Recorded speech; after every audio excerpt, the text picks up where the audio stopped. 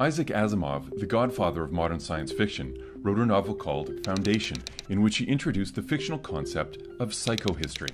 The idea behind psychohistory was that while you can't perfectly predict the behavior of a single individual, with enough data on enough variables and sufficiently advanced mathematics, you could predict the broad patterns of human history.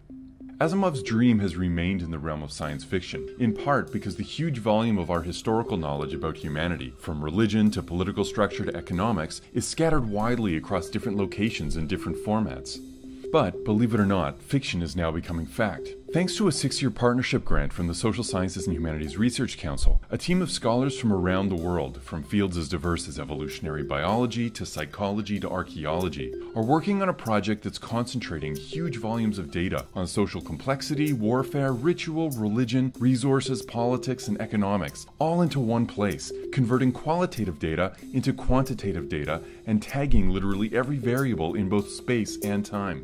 This means we'll be able to use all the latest mathematical and statistical techniques to discover new patterns in the story of our species and bring together the sciences and humanities in ways that up till now were barely imaginable. The end result?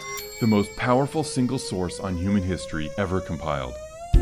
Our database will let people ask all kinds of questions that were previously impossible to answer. These could range from random hunches like, does vegetarianism lead to more peaceful societies or vice versa? Does hot weather increase the chance of war? Do trends in art predict economic prosperity? Pretty much anything you can think of. But what the database will also enable us to test are the really big questions that scholars, politicians, and ideologues have been bickering over for centuries. Questions crucial both to Canadians but also to the entire globe. What factors allow for the rise of large-scale societies? Why do some states persist and thrive while others collapse?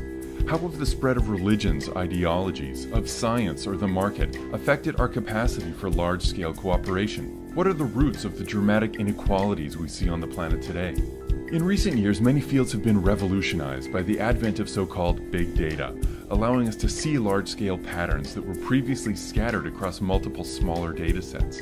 With the generous support of the Social Sciences and Humanities Research Council, that revolution is now coming to the study of humanity as a whole. Soon, anyone with an internet connection will be able to access and query the database, which is already growing rapidly right now as you watch this video.